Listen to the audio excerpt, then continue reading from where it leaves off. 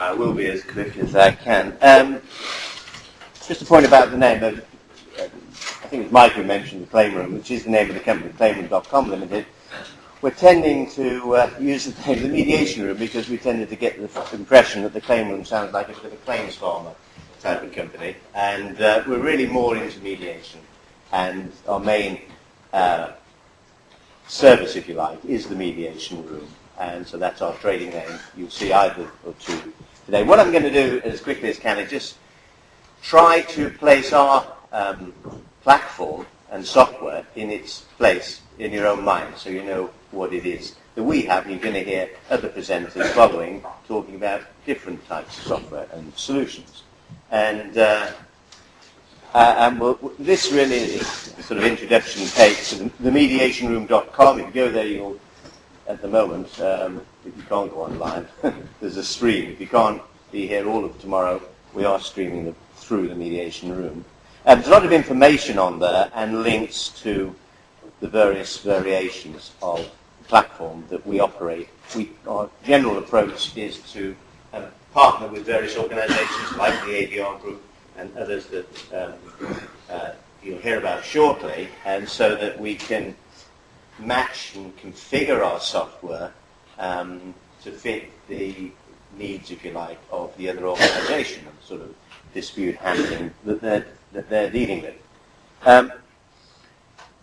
Looks a bit complicated. This is Insider, and all these cases, by the way, are fictional cases, role-play cases that people have put on and used. This particular one is a role-play, and the players were in, it was an IT dispute. There was one player in Beijing, one in the UK, and the mediator who actually uses our system in his live casework was in Sydney. And okay, well, we're all used to the fact that with online technology, that's no big deal to be in all these different places. But the point was, these are exactly the sort of types of disputes. This was a IT dispute, the IT developer, and in fact, came across recently, we were approached for a mediation from someone in Singapore who was having his some web development work done by a developer in India, and it had been contracted through America. And what he'd done is used a service, some of you may have heard of it, called eLance, which is where freelance IT developers all around the world can pitch for business that people want. So if you need something done, you put something on eLance, and you'll get all sorts of offers and proposals. And so there's a good example of a new market, and these are small projects, and of course people are gaining the benefits of the variations in the economies of the different countries, and India naturally is developing very fast as an IT developer provider. And this is one of the sort of avenues. But of course, as we've heard, I won't repeat it, how do we deal with these disputes? Now, I suppose we all try to remember when we looked at Outlook the first time, it looked pretty complicated. Eventually, these things become second nature. You can see a few variations of this, and this is our basic structure. The mediation room software is really about helping groups and subgroups of people to communicate online in a convenient, more convenient and safer way than email. And what we have is a series of messaging areas, message boards, all down the left, and we can design and configure whatever people want. If we're talking about mediation, of course, the traditional example of how it's dealt with is the mediator will have separate conversations with each party in confidence, and may have conversations with both of them together, and that's, if you like, the core division. And so what we set out to do is enable very quickly and easily these platforms to be built to enable these various sets of confidential discussions to take place. Whichever message board is selected, in this case it's down at the bottom, under private discussions, mediator and party one, then you'll see the messages in the central area, just like email. and they can be threaded and all sorts of things. Now, the interesting section is the bit immediately above, let's say, that top message, your open message. And what that's showing is that it's a powers table. It shows who has access to these messages, and also whether they have the right to post messages, or in some cases, as here, oh, no, not here, in this example, let me show some more, where they can only read. So if the party was in red, they would only be able to read the message. Here, it's party one's lawyer, and the mediator.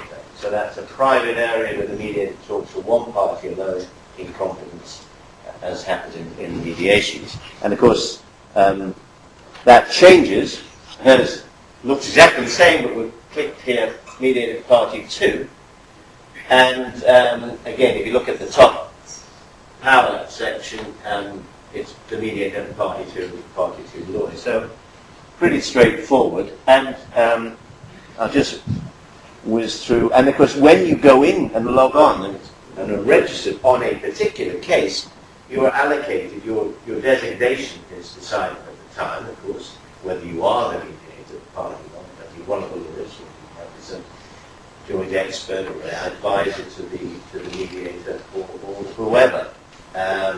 Once you've been allocated, gone through the process, every time you key in the case number and get on, it only displays the message boards to which you have access. So each person sees it slightly differently. I'll come to explain, all those open discussions are straightforward ones. Start off with a bit of a case background after the administration. And there's an area where conclusions can take place, and then an agreement. Always the difficult part when you're tired out after a long mediation, of course, getting it all down in writing. And so that's dealt with in a separate area. This is the section where the mediator talks to all parties. And if you see, of course, the top, everybody is done. You see the message, mediator all parties, has got a little flag. So that means that the person who's coming in here, there's a message there which is new to him. Every time a message is posted in this area, everybody who has the power to see it receives an email that says, there's a message for you, click here and go on. It doesn't contain the message because we want to preserve the confidentiality of the platform. So, and that's the way it operates, and it becomes a very quick and convenient way to ensure that you're communicating electronically with the right people in the right area. I'm sure we've all had problems in using email and accidentally sending email to the wrong person, or BC, or copying a list, or replying all. They're going to ban that reply all button. And you just suddenly realise after, sent it from that guy. Or maybe some of the threats, when you're replying on the thread of email, and you want to tell somebody something, see, this is right, and you forgot that you told the first person something bad about the guy who was sending it to us. So that's email. It's dangerous. That's avoided here. Here, I just want to talk, just come up. That's really the basic structure. I'll go on to show, if we have time, some of the examples of how we're putting it into practice. Here, I just want to echo what's been said previously about, and what I mentioned in my welcome speech about ensuring we look at ODR as a technology and as an aid, delivering novel, unique solutions when traditional dispute resolution, ADR, is not available. If the parties are at a distance, maybe one party is severely physically disabled and can't attend.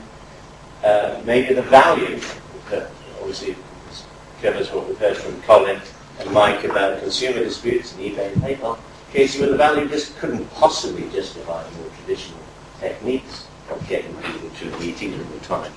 So look at ODR as an aid, first of all, to traditional ADR and move on. And one of the things that occurs, and I think it is the platform, even if you're having a face-to-face mediation. What happens typically at the moment is the mediator will ask for some position statement or some information, like telephone the parties beforehand was basically until the day of the mediation, when a face-to-face mediation, when everybody gets around the table. That's the time when it has to start clarifying and understanding and trying to understand what everybody's position is, and also ensure that the parties understand what the whole spirit of the mediation is. And that can take quite a huge percentage chunk out of that time-limited period for the mediation. If you've got a platform, you could actually start to have some initial mediation discussions beforehand.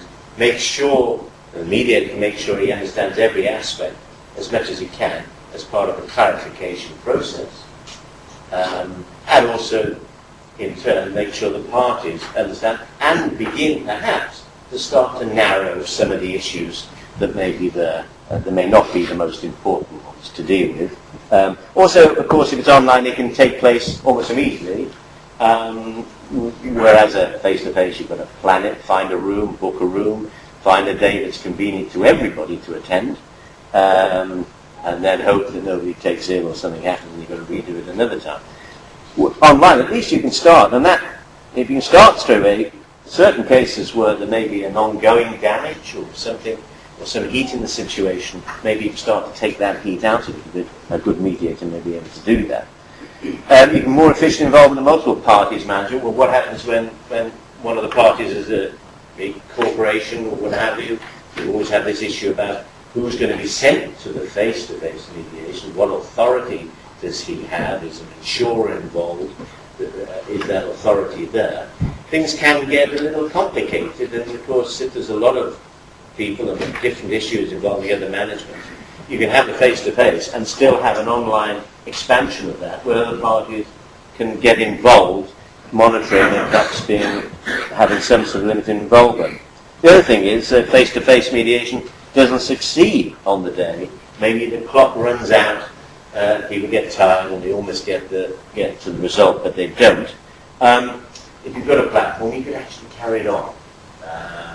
And one or two people have one mediator reported exactly that, where in fact the parties themselves, or having almost settled it, and having the platform pre-mediation, then went back on the platform and they were able to wrap it up shortly afterwards. So look upon an online platform as actually improving, if you're a mediator providing mediation service, improving the prospect actually of success.